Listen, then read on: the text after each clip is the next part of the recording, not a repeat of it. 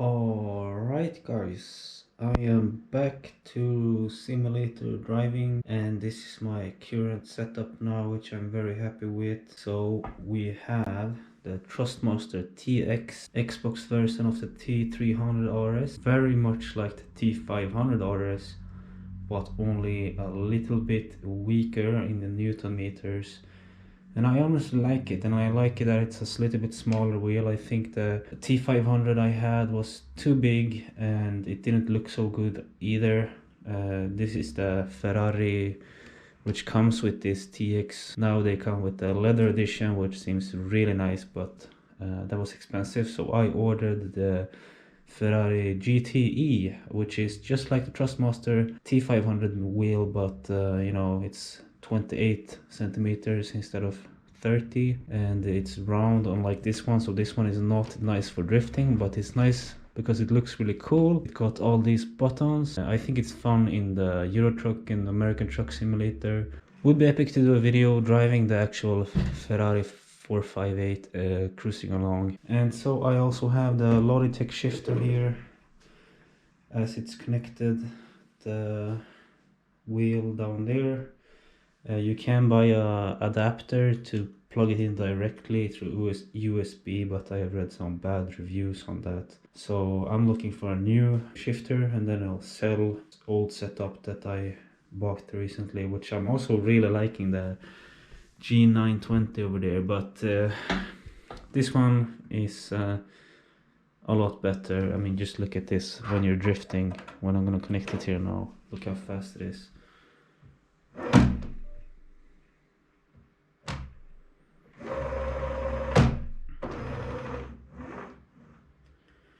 But one thing I don't like is that when you're hitting the lock, it's quite hard to show you guys. If I go in here, it shouldn't be hard now.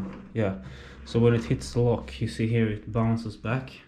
If any of you know if this is a problem and how I can fix it, because if I'm driving and I'm going full speed and almost locking out and drifting, then it can bounce back like that. I wish I could remove this dead zone here somehow. So if any of you guys know how to remove this, like it doesn't lock there, it locks there,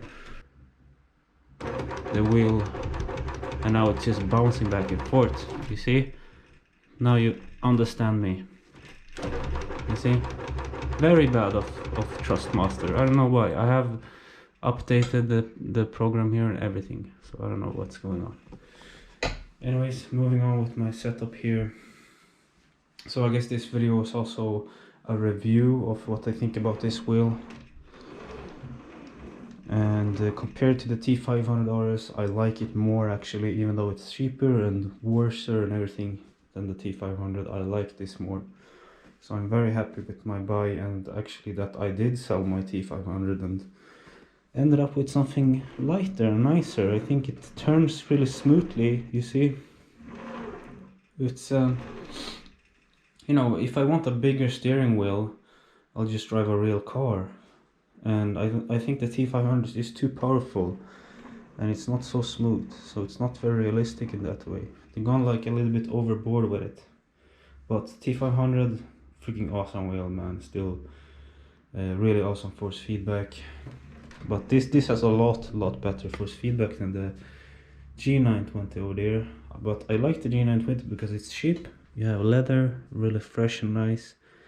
And this Xbox version is a lot more beautiful than the PS4, PS5 version, by the way. And it's small, it's very small, and it's closer to the desk. And also this particular steering wheel is quite big. So my new one will probably end up in here and not out here. The GTE, the Ferrari GTE, which I've ordered, which is also rubber, as well as the leather edition. I think also is not sticking out so much. And on this wheel you actually have two buttons on the back here, and those are actually the same buttons as these ones. They are the same function. This number 12, this number 12 here. So the right one is the left yellow one, and the left one is the Xbox button. They are the same. So it's like, it's if you want to reach them easier.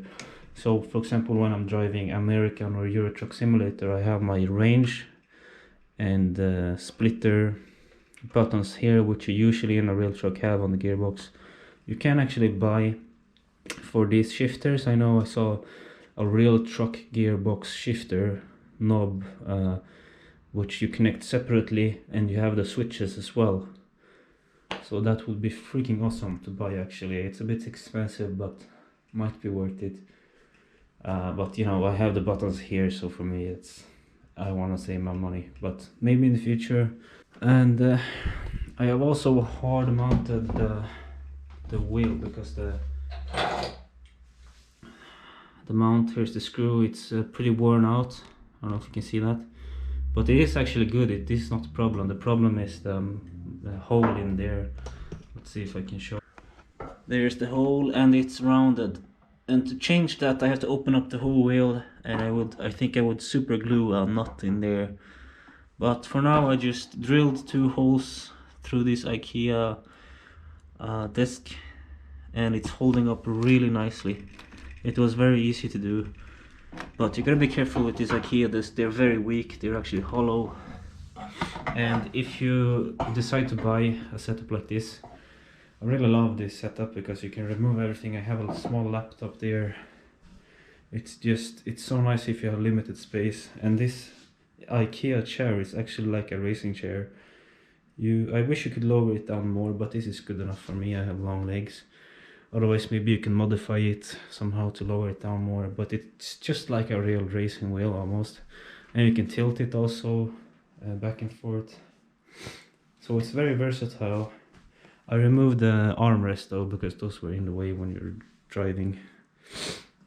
So very easy setup, and I must say this hard mount is almost quicker and easier than fiddling around with this screw. So I just take my screwdriver or whatever they're called, and it's really quick to just unmount it. Different pedals though, that's a big shame with this wheel. I don't think they come with these pedals, but I believe the new leather editions do come. I got this super cheap second-handed. This wheel is super bad quality. As you can see, I've taped it up here with electrical tape, so now it's a lot nicer. Now it's like new almost, and I don't really mind this electrical tape. It's just quite hard to get, so it gets looking nicely. Maybe I'll redo this. But this rubber here is a rubber section here, which is very, very bad quality and wears out very easily. Oh yeah, I was gonna say these legs are very bad. Don't buy these sort of legs which you can screw here. You rotate this to heighten and lower it, and you have to do it on all 4. It's a really nice desk with nice legs here. You can also buy hard legs, or like regular is one length. But this is nice to be able to adjust, but they are noisy. You hear that? These Ikea legs, do not buy them. It is driving me crazy. I've been trying to remove the noise, but it's impossible. It's the construction, it's just like that. And also it's very, very hard to adjust correctly, these things. So I would suggest not buying this. Otherwise I recommend Ikea, like very cheap. This mattress, cotton mat. I love organic materials, you know. And it's got these ribs here, or notches, or how do you say? So the chair doesn't move, and it only costs like 20 bucks, so it's excellent. And yeah, the rest here you can see in the description what kind of screen I have. It's a 32-inch, and I like this curved. I would have liked to have an ultra wide, but don't be fooled by the inches, because if you have ultra wide, 32 inches is actually smaller than this, so be advised, guys. And I have the surround sound 7.1 headset, and this regular mouse here with the cord. So yeah, that is basically it. This was quite the video. I hope you liked it. I probably forget to tell you something, but I think I covered the most important stuff. and I'm very happy with this setup, and finally I can enjoy my simulator driving again. It's freaking awesome. I love it. It's great when you're just bored or something.